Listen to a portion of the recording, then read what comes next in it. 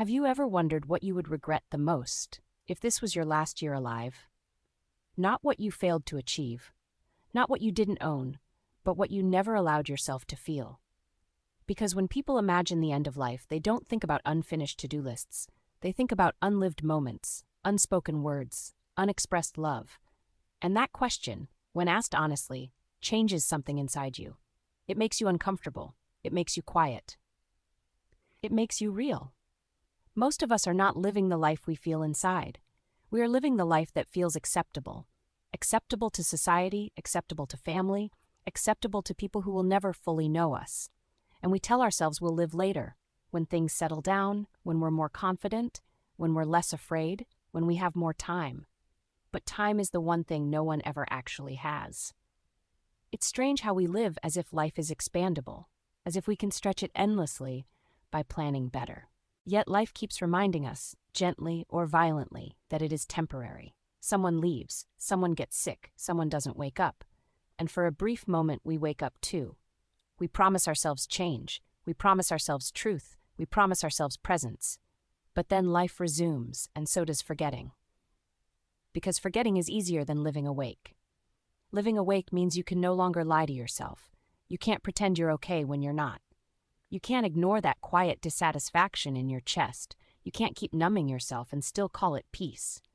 Awareness removes the comfort of illusion, and illusion is what keeps most people functioning. We don't avoid living fully because we don't want it. We avoid it because it asks something of us. It asks us to risk being misunderstood, to disappoint people, to walk away from what no longer fits, to stand alone sometimes, and humans are wired to belong.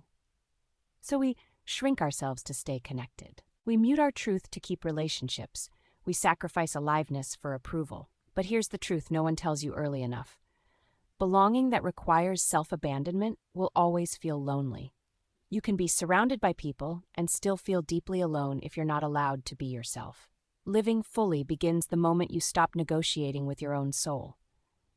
That moment doesn't look dramatic. It looks quiet. It looks like honesty in private.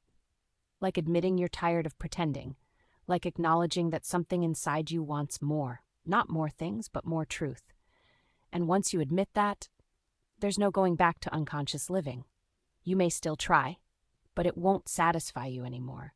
You start noticing how often you rush through moments, how rarely you're actually present, how much of your life is lived in your head, replaying the past or rehearsing the future. And slowly you realize something unsettling. You've been absent from your own life, physically here, mentally elsewhere, emotionally guarded. Living fully doesn't mean being happy all the time. It means being here all the time. Here when you're joyful, here when you're bored, here when you're grieving, here when you're uncertain. Most people only want to be present for pleasant emotions. They escape the rest. But escaping discomfort doesn't eliminate it, it stores it. And stored emotions don't disappear. They show up as exhaustion, as irritation, as numbness, as a quiet sense that something is missing, that something is you, your unfiltered self, your honest emotions, your unmet needs. Living fully means you stop asking, how do I get rid of this feeling, and start asking, what is this feeling trying to tell me? Pain is not punishment. It's information. Restlessness is not weakness. It's a signal. That heaviness in your chest isn't random, it's asking for attention. But attention requires stillness, and stillness scares us, because when things get quiet, truth gets loud. So we fill our lives with noise, notifications, schedules, endless content, endless doing. Not because we're productive, but because we're avoiding ourselves. Living fully asks you to sit with yourself without distraction, to feel your breath, to feel your body, to feel what you've been carrying. And when you do, you might feel grief. Grief for time lost. Grief for versions of you that never got to live. Grief for choices you made out of fear. And that grief is sacred, because grief only exists where love existed. You don't grieve what didn't matter. You grieve what mattered deeply. And on the other side of that grief is clarity. Clarity about what you can no longer tolerate.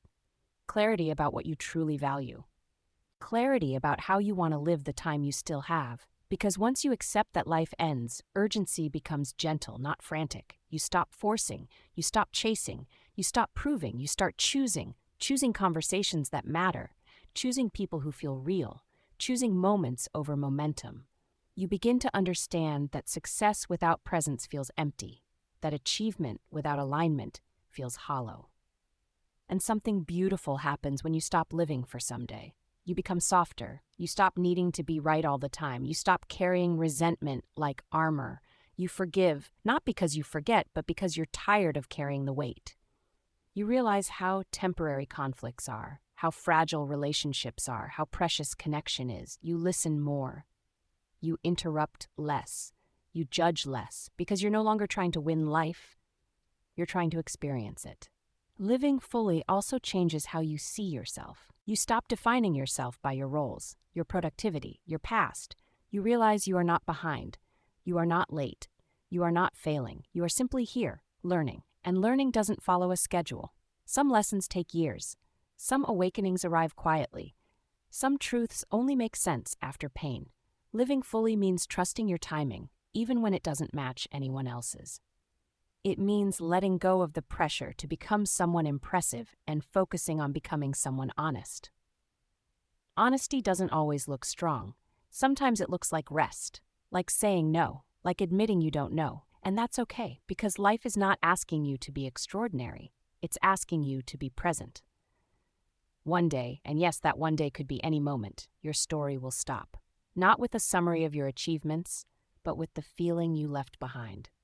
In people, in moments, in yourself. So ask yourself, gently without judgment, am I living in a way that feels true to me? Am I present for my own life? Am I loving in the ways I'll one day wish I had? If the answer feels heavy, don't panic. Awareness is not condemnation, it's invitation. An invitation to start now. Not perfectly, not fearlessly, but consciously. Because living fully is not a destination. It's a practice, a choice you make again and again to show up instead of checking out, to feel instead of numbing, to live instead of waiting. You don't need to change your entire life today. You only need to stop postponing yourself. This breath matters. This moment matters. You matter. And as long as you're here, there is still time to live awake. And as you walk this path, remember, it's not about the destination, but the journey.